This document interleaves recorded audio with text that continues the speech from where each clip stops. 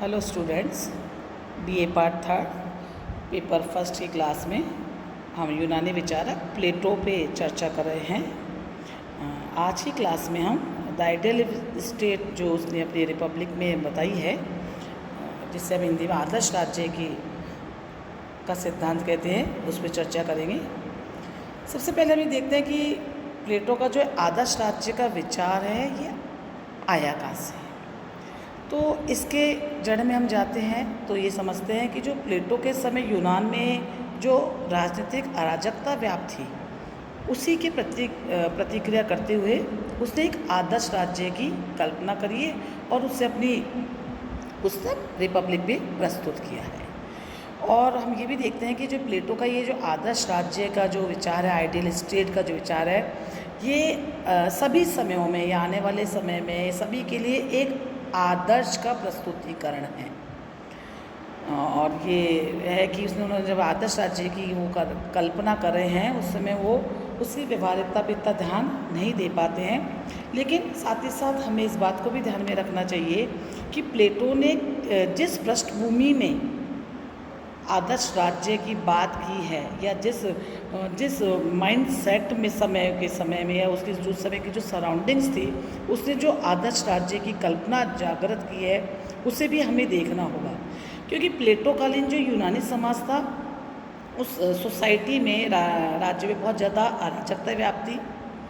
तो उसी के निराकरण हेतु उसने आदर्श राज्य की कल्पना करी है और इसके माध्यम से उसने उन सभी बीमारियों को दूर करने का या बुराइयों को दूर करने का प्रयास किया है।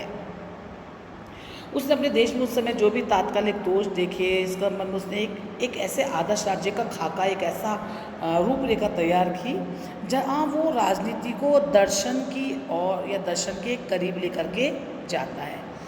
क्यों? क्योंकि उसने समझा कि जो राज्य के लिए आवश्यक क्या है, कि राज्य के लिए सबसे आवश्यक ये है कि शासन करने का अधिकार दार्शनिकों को दे दिया जाए। अब दार्शनिक कौन होंगे? दार्शनिक समाज के वो व्यक्ति होंगे जिन्हें अच्छे या शुभ, है ना, जिसके गुडनेस की बात करते हैं, अच्छाई की बात प्लेटो करता है कि जिनमें अच्छा और शुभ होगा। अच्छा किन में होगा या अच्छाई का ज्ञान किन्हें होगा? जिनमें विजडम होगा या जिनमें विवेक होगा। तो हम ये देख पाते हैं कि प्लेटो का जो आदर्श राज्य की जो अवधारणा है, वो उसके तात्कालिक यूनानी समाज का एक रेसिप्रोकल या प्रतिक्रिया के स्वरूप उसके सामने आई। प्लेटो ने राज्य का जो स्वरूप बताया है, उसको हम देखते हैं कि प्लेटो अपने राज्य के स्वरूप की जब बात कर रहा है, तो वो राज्य और व्यक्ति दोनों के संबंधों की बात करता है। उसका ही मानना है कि व्यक्ति और राज्य में जीवाणु और जीव का संबंध है। उसका ही मानना है कि जो गुण व्यक्ति में पाए जाते हैं, वो ही विशाल रूप में राज्य में पाए जाते हैं। क्योंकि उसका मानना है कि जो राज्य है वो तो मनुष्य की आत्मा का बाहरी स्वरूप है, और जब मनुष्य की जो आत्मा है, जब वो प्रकट रूप में आती है, तो एक राज्य का रूप धारण कर लेती है।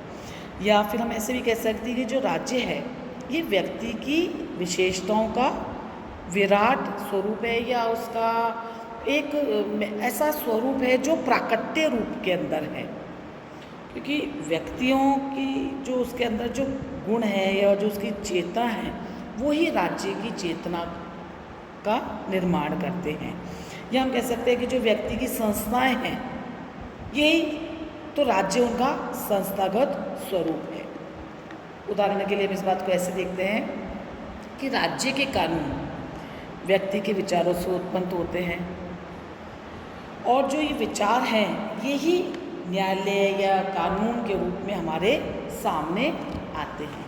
तो प्लेटो की जो राज्य की संरचना है, पहली बात ये हो गई कि वो व्यक्ति और राज्य दोनों में जीव और जीवाणु का संबंध मानता है, वो अपनी थ्योरी ऑफ स्टेट। दूसरी बात ये कहता है कि मनुष्य को, उसने बताया कि उसे मनुष्य की आत्मा में 3 तत्व बताया उसने, जहाँ विवेक होता है, किन्हीं में उत्साह होता है और किन्हीं में सिर्फ क्षुधा होती है। वही बात कहता है। वो कहता है जिनमें क्षुधा या भूख ज़्यादा है जिसे वो एपिटाइट कहता है। ऐसे व्यक्ति जो होंगे उनमें राग, द्वेष, प्रेम, वासना, इच्छाएं उनके स्वभाव में होंगी। दूसरा तत्व कहता है विवेक।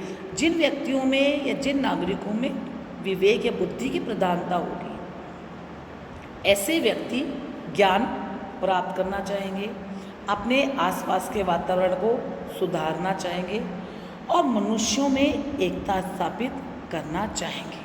और ये तत्व हम जानते हैं राज्य के लिए भी महत्वपूर्ण है। तीसरे तत्व जिनको वो इन दोनों के बीच में स्थान देता है वो है स्पिरिट या साहस का तत्व, जिसे हम शूरता भी कहते हैं। तो ये वो वर्ग है जो मनुष्यों को युद्ध की प्रेरणा देता है, जिसमें महत्वाकांक्षा, प्रतिस्पर्धा की भावनाएं होती हैं, जिसे वो विवेक का स्वाभाविक साथी भी मानता है। तो इस प्रकार हम ये कह सकते हैं कि प्लेटो ने जो बीच का जो वर्ग है, जिसको वो साहसी वर्ग या उत्साह का गुण का प्रधानता जिनमें मानता है, ये उन्हें बुद्धि या विवेक का सहगामी भी कह सकता है।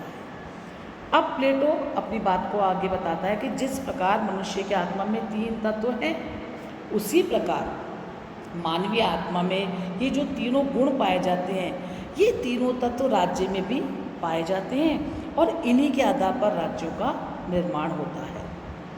और व्यक्ति क्यों इस बात को पुष्ट करते हुए कहता है कि राज्यों का जन्म वृक्षों या चट्टानों से नहीं हुआ है, प्लेटो कह रहा है, अपितु उसमें रहने वाले, बसने वाले व्यक्तियों और उनके चरित्र से होता है। व्यक्ति वीर होंगे तो राज्य भी उसी प्रकार का होगा। अगर राज्य के लोग नैतिक दृष्टि से गिरे होंगे तो ऐसे राज्य को हम नैतिक दृष्टि से संपन्न नहीं बना सकते। तो यहाँ ये विचार प्लेटो का है कि जहाँ ये मनुष्य की आत्मा के जो 3 गुण हैं, इसका प्रस्फुटन राज्य में 3 वर्गों के आधार पर होता है कि उत्पादक वर्ग होगा जिनमें शुद्धता होगी, सैनिक वर्ग होगा जिनके अंदर साहस का गुण होगा, दार्शनिक वर्ग होगा जिनमें विवेक की प्रधानता होगी। यहाँ वो कहता है कि जिनके अंदर शुद्धता और वासना हो गई, वासना है, तो वो लोग कौन लोग होंगे? उत्पादक वर्ग होंगे, जो श्रमिक होंगे, शिल्पकार होंगे, कृषक होंगे, व्यवसायी होंगे। दूसरा वर्ग जिन्हें वो बीच का वर्ग कह रहा है, वो जिनमें साहस या उत्साह की प्रधानता है, जिन्हें हम सैनिक वर्ग भी कह सकते हैं, जिन्हें युद्ध और समाज से प्रेम होता है। तीसरा तरफ जिन्हें वो प्रधानता देता है, ये वो नागरिक होंगे जो विवेक प्रधान होंगे, जिनकी संख्या बहुत कम होती है और ये वास्तव में दार्शनिक लोग होते हैं। क्यों? क्योंकि इन्हें समाज की सेवा करने में आनंद आता है और ये लोग ही वे होंगे, व्यक्ति होंगे जो समाज या राज्य को चलाने के लिए उपयुक्त होंगे।